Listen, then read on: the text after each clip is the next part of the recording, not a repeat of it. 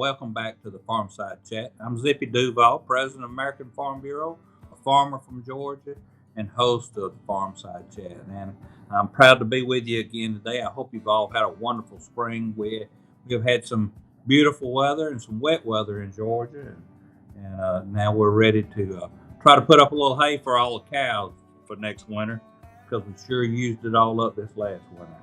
As you know, I get to travel and see a lot of parts of the country, and I get to visit with other farmers on my podcast. Sometimes I've seen their farm, sometimes I haven't. And today's guest, I have not had the pleasure of going to her farm, but she did have about 54 participants of our Fusion Conference, which is a conference made up of our women's leadership, our young farmer and rancher leadership, and our promotion and education committees when they were all in Jacksonville, Florida.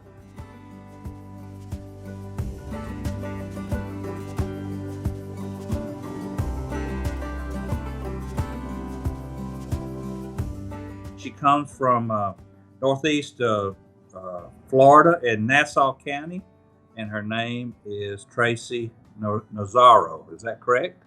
That is correct, yes. Well, thank you, Tracy, for joining me today. And I understand your farm's not a traditional farm, and it will be interesting to hear you talk about your farm, because I understand it's made up of aquaponics and hydroponics. That's correct. A lot of the people listening to us today probably don't know what aquaponics and hydroponics might be. So would you explain to us what those two terms really mean? Absolutely. So hydroponics is the cultivating of plants in a nutrient solution, in a water-based nutrient solution. So our plants are growing in pools of water. Now, aquaponics is a version of hydroponics, but we have an aquaculture operation. So I have a tilapia, a land-based tilapia operation that's coupled with our hydroponic grow operation. So you merge the hydroponics and the aquaculture together, and you get aquaponics. And the reason why the fish element is important for our operation is because those fish generate the nutrients for our plants. So instead of buying a commercial nutrient-based solution, we generate our own nitrogen using our fish. So Tracy, I live on a poultry farm along with a cattle farm, and I use what the poultry leaves behind to fertilize my fields for my cows. So I do something similar with different kinds of animals, but I also know that those nutrients that I get from the poultry litter sometimes doesn't meet all the needs for my grass. What about the aquaponics? Does it provide all the nutrients, or do you have to add other nutrients to the water to help your plant? We do have to add other nutrients. So the way the process works is our fish, we use tilapia. We use tilapia because on a sustainability scale, they rate very high. They're very low protein eaters. So we use a fish feed that is specifically formulated for a fish. So some of those nutrients actually come from the fish feed that the fish consume. But their waste, which, as you know, any waste is very high in ammonia. And so our system, we actually have a conversion system because we need to convert that waste that's very high in ammonia from ammonia to nitrite to nitrate, because it's the nitrate that's the usable form of nitrogen for the plants. And our fish produce more nitrogen than our plants really need. But we do test our waters. We do test our waters biweekly to ensure that the nutrient panel is full. So if we're short on potassium or phosphorus or iron, we can add that back into our system. It's nominal, but it does. But we do always keep a constant eye on that water quality to make sure that our plants have the full scale of both the macro and the micronutrients that they need. So you grow lettuce on the Trader Hill farm. Is lettuce the only crop you grow? Today, it is the only crop that we're growing. So our flagship product is green romaine lettuce. So we're growing green romaine head lettuce. Currently, we have our capacity, and we're always planted up at full capacity. We have 100,000 plants growing at any one time in various stages of development. We have 10 deep water ponds, so each pond grows 10,000 plants, and I have a very capable production manager who manages our planting so that we're harvesting every week. So are those ponds where the fish exist? No, they're completely separate. They're Okay. completely separate. Yeah. So our fish, the facility was designed for food safety, so we don't commingle any of the fish with the plants. So they're housed in a completely separate building where the fish are and where that conversion takes place. It's now the water, they're linked through the water. It's a fully coupled system. So all that water that flows underneath the plants and recirculates back to the fish, that's the same water. But from a physical standpoint, the fish are housed in a separate facility. So I'm a little bit confused. So what purpose does the pond serve? So they're actually it's like a pool. So it's 14 inches of water. And the pool itself is 32 feet by 100 feet. And then our plants are growing on floating rafts that sit on top of that water. Oh, so they're inside the enclosed structure. You got it. So are they tunnels or are they just greenhouses? They're high hoop houses. So they're 18 feet at the peak. So they're really high hoop houses. Okay, now I'm getting a picture. Your ponds are inside your houses. Correct. And they're 14 inches deep. Is that what you said? Yeah, correct. Yeah. And the plants are floating on them. Mm-hmm. And that gives the plants their root structure. It gives them maximum area for growth, so they grow faster. You know, if we were to plant the same variety conventionally, it's about 65 to 70 days to maturity, and our plants are in the 30 to 35 day maturity range. Okay, that's really interesting. So there's no soil involved at all? There's no soil. No soil. No, so we start all the plants in a seed nursery. So while outside in our greenhouses, we're using natural sunlight, the high ventilated greenhouses. All the plants start in a seed nursery inside. So that'd be similar to a traditional or vertical farming. So they're all started in racks indoors. And the media that we used for the seeds, it's called Grodan. It's rock wool.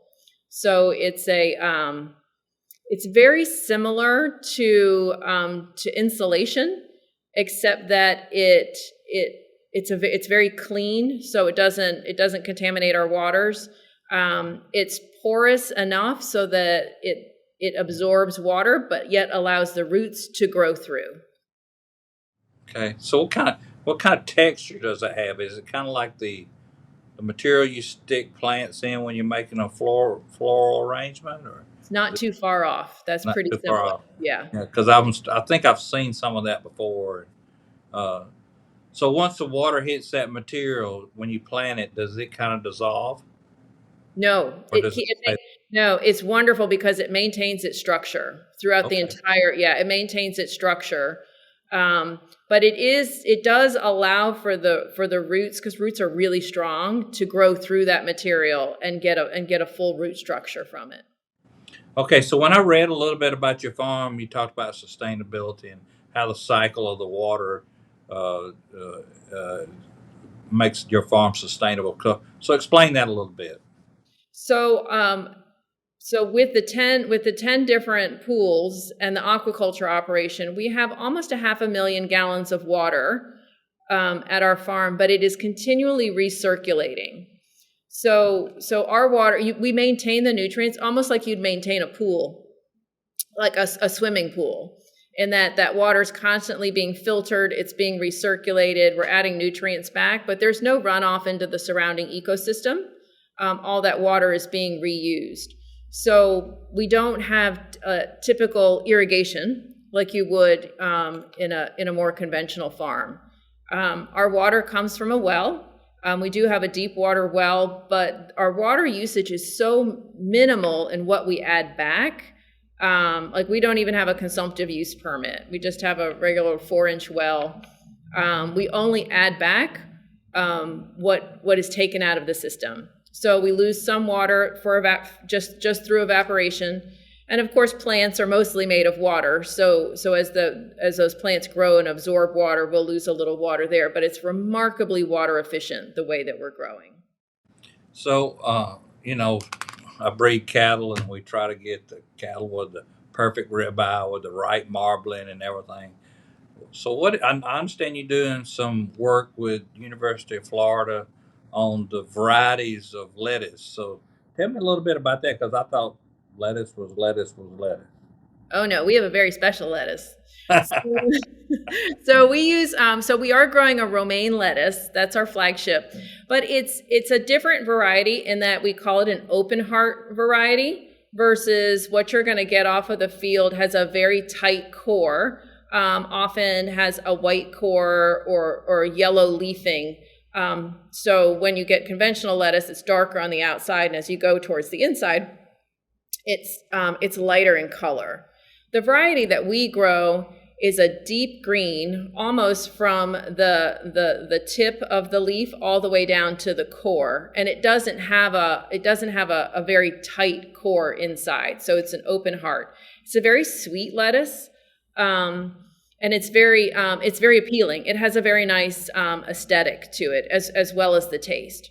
So we work with University of Florida. I'm working with a researcher from their Belglade Research Station, and we have ongoing research trials.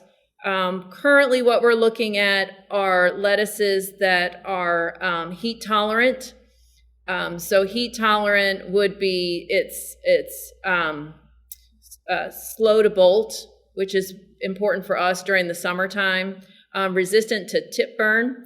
So when it's very humid, lettuce can get tip burn, and it's not actually. The name comes from the visual look. It looks like the top of the leaves are burned, but that's not what it is. What happens is when it's very humid, the plants have a difficult time absorbing all the nitrogen from the roots all the way up to the tips of the leaves. It has a hard time transpiring. So we look for lettuces that will do well in higher humidity. So they're tip burn resistant, they're slow to bolt, that will do well in a hydroponic setting, that also have the look that our customers are used to, the look and taste that our customers are used to. And then we're also looking at, we're just starting another research project where we're looking at can we manipulate our nutrient solution to create and grow a lettuce that has a higher nutrient value and a higher and consistent nutrient value, with the goal that if it tastes sweet and has a higher nutrient value, it'll have greater market appeal, and people will eat more lettuce, because you can't eat enough lettuce. So define bolt. Oh, so the bolt is the stage when the lettuce goes to seed. So, a lettuce will have a beautiful round crown, but when it starts to go to seed, it'll peak, and then from the center, a stem comes up, and then the seeds, and then it produces seeds.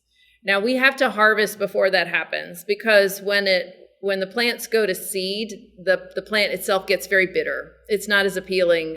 It doesn't have the same mouthfeel at all. Yeah. Or the look. So in the summertime, we really have to be careful. We have to harvest, even though maybe I would like my plants to get a little bigger in the summer, we may have to harvest earlier, just because of Mother Nature wanting to send our plants in a different direction. So sweet lettuce. Sweet lettuce. I don't know that I've ever thought about lettuce being sweet. So you need to try our lettuce. Yeah, maybe I could eat your lettuce for dessert and leave off the really bad stuff for me, I guess. You should do that. So 100,000 plants. How many fish would it take to provide nutrients for those plants? So we're maintaining about 3,000 tilapia. Okay. I have, which is not a lot. It might sound like a lot, but it's really not. It's really not very much. We have found through our research that at one point we had triple the amount of fish, and we had much more nitrogen production than was really necessary for the capacity that we have to grow our plants. So we have scaled back to what we feel is optimum. My team thinks we can scale back even a little more. We consider ourselves a produce grower. We grow lettuce, and the fish are definitely, they're our nitrogen source. They're really important to our process.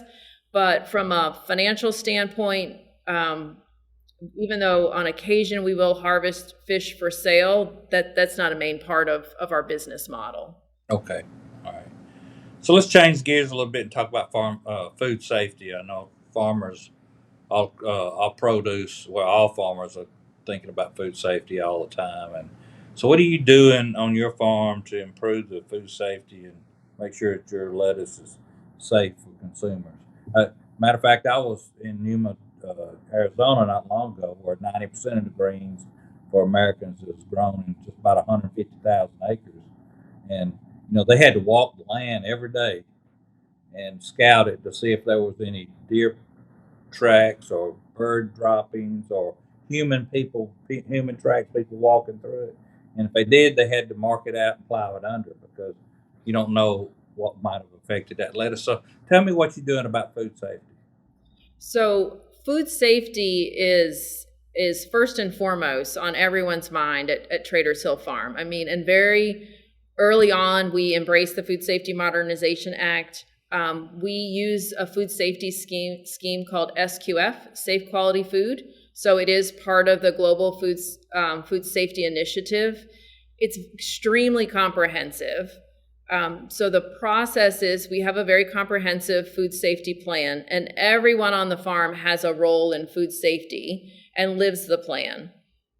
And that's everything from the way that our farm is laid out in terms of having the fish in a completely separate structure than the growing area.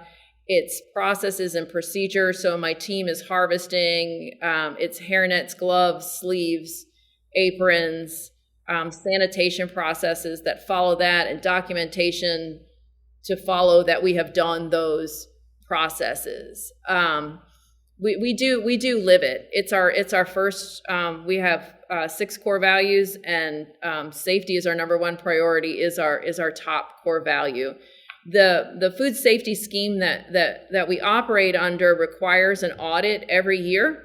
So there's an independent auditor that comes to the farm every year to do a 2-day audit. They spend 1 day going through all our paper documentation, and then they spend the next day going through the facility. And it's very comprehensive. I have had auditors crawling around on the floor, under fish tanks, checking for dust on top of fans. It's very, very comprehensive. And then they also talk to our team to make sure that what we say we're doing in our documentation is what we're doing.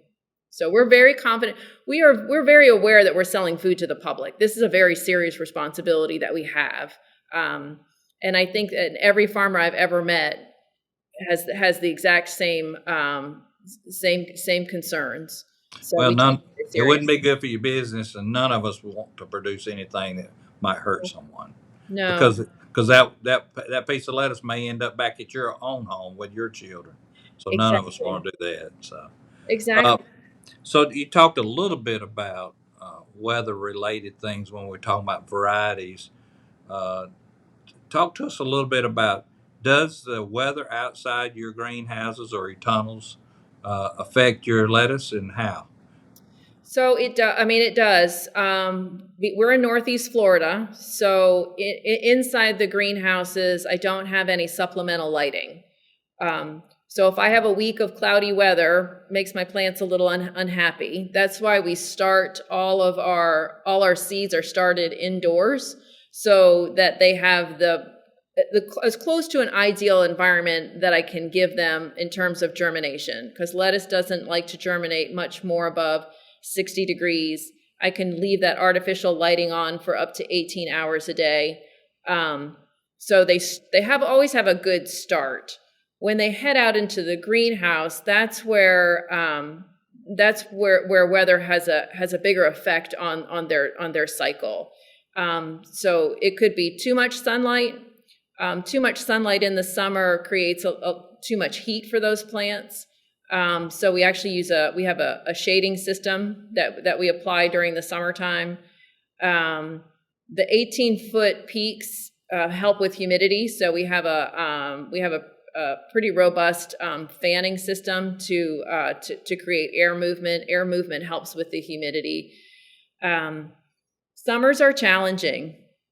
For sure, our lettuce prefers the North Florida winter and spring.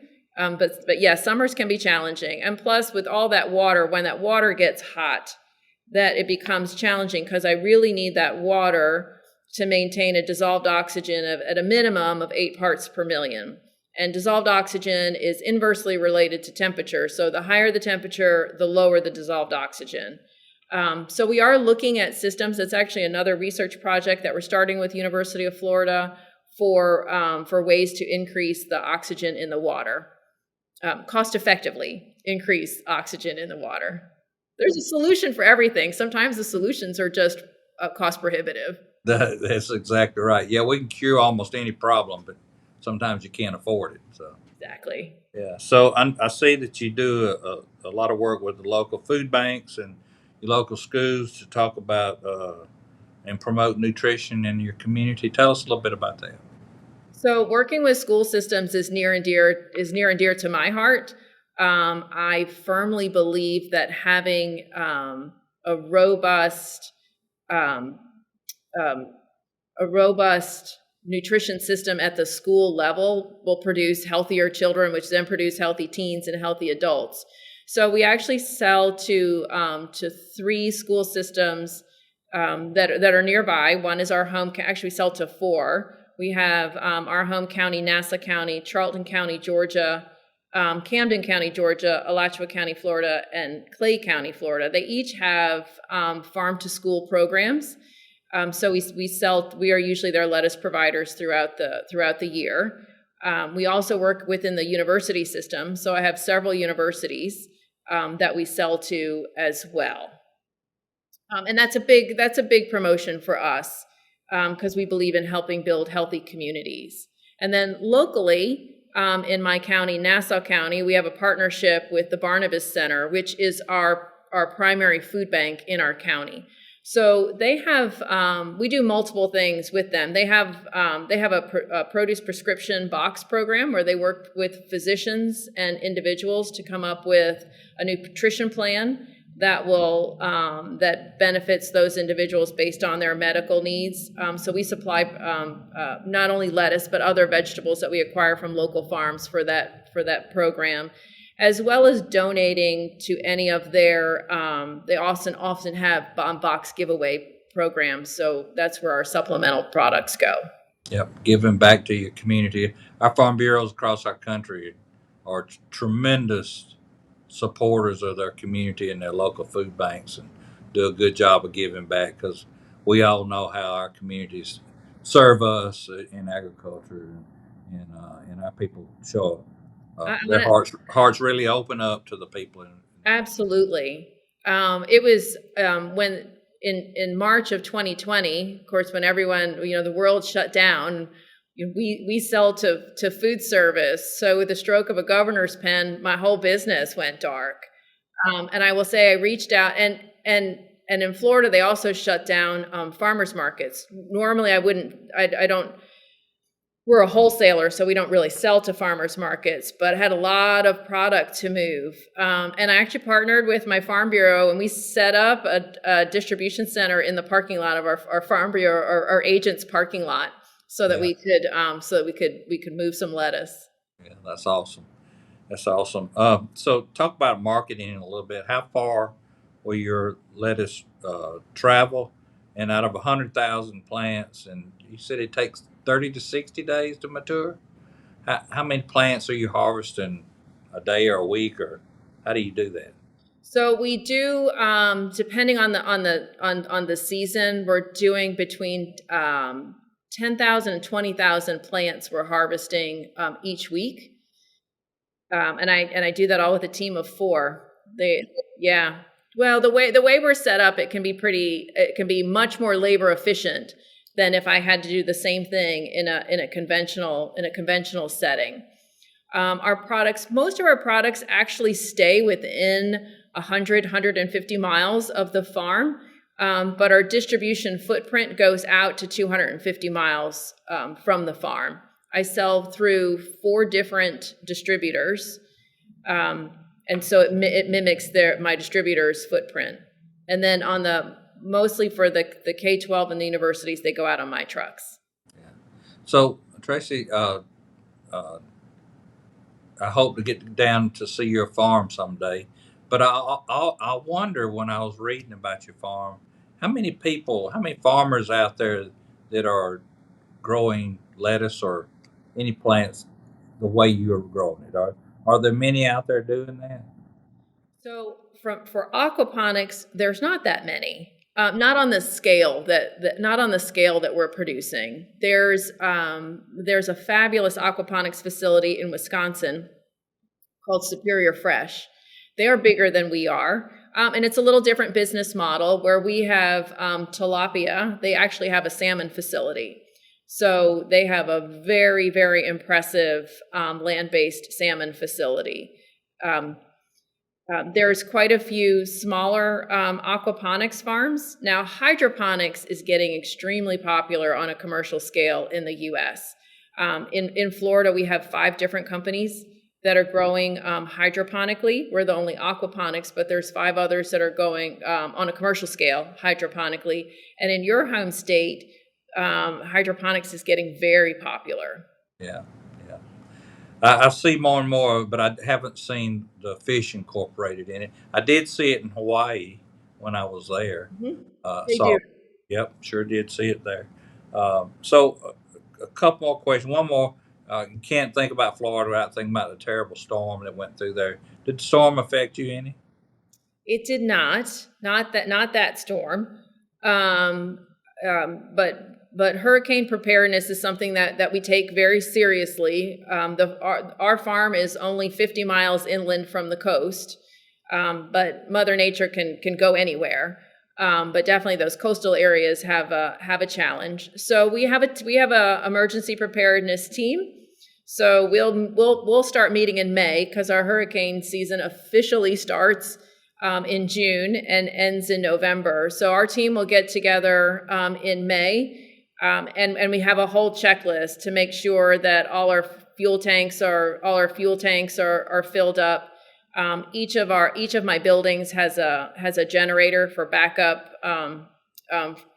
for backup power should we lose power. And then any critical components, we actually have hand generate, smaller generators that we position during a storm.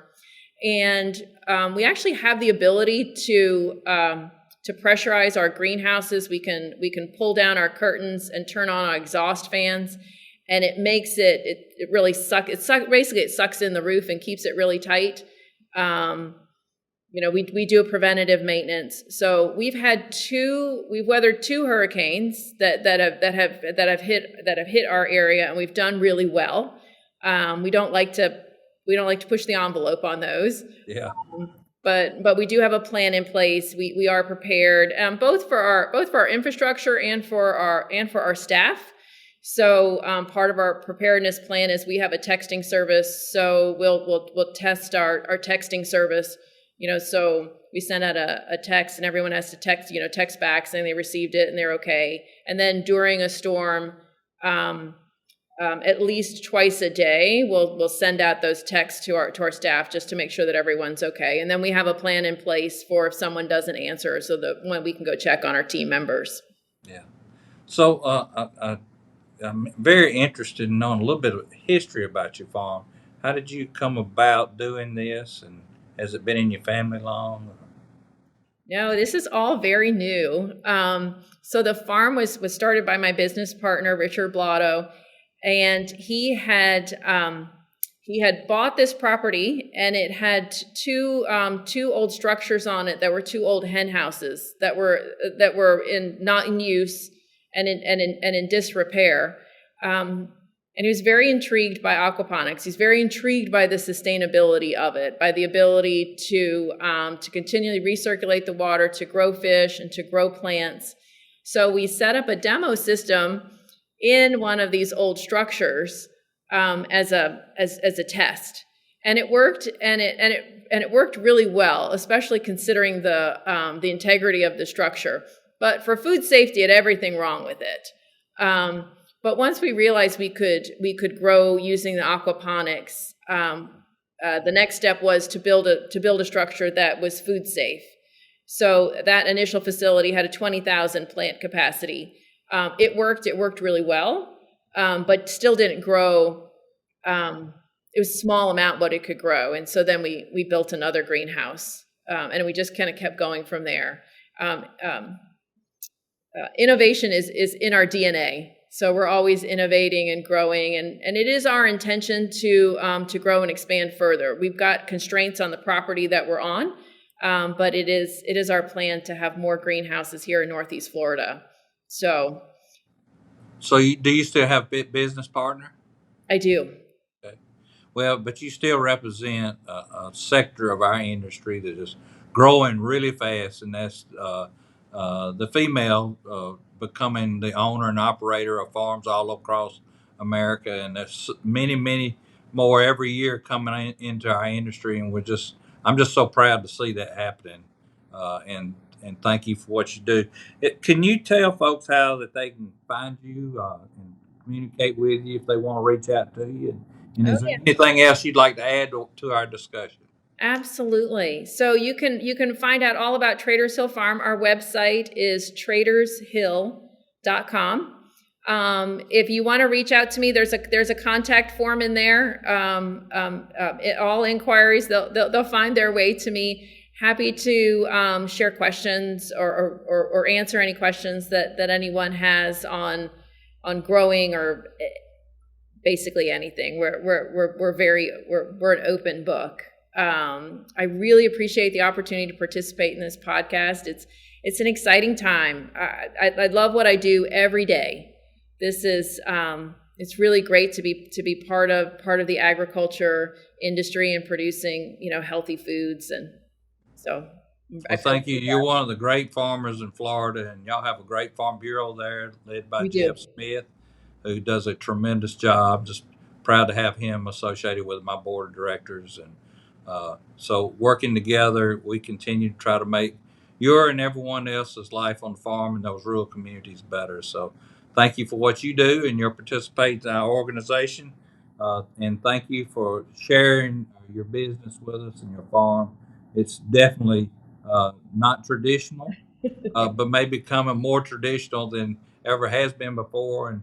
And I look forward to coming down and see. And I also want to extend a thank you for hosting those 54 people that went to Fusion, because I've heard so many positive comments about that. So thank you for opening your farm up and let them enjoy that. Oh, you're welcome. My team and I, we really enjoyed it. We enjoyed having the visitors as much as I think they enjoyed coming to the farm. I really enjoyed getting to know them and learning their stories also.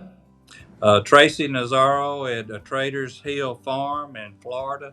We thank you for being with us, and we thank everyone that's listened to the podcast today. We hope you enjoyed learning something new that's happening in agriculture, and you would not believe all the wonderful things that are happening in American agriculture and all the new things that I keep learning as I travel across America. Thank you. God bless you. Appreciate you listening, and we'll talk to you next time.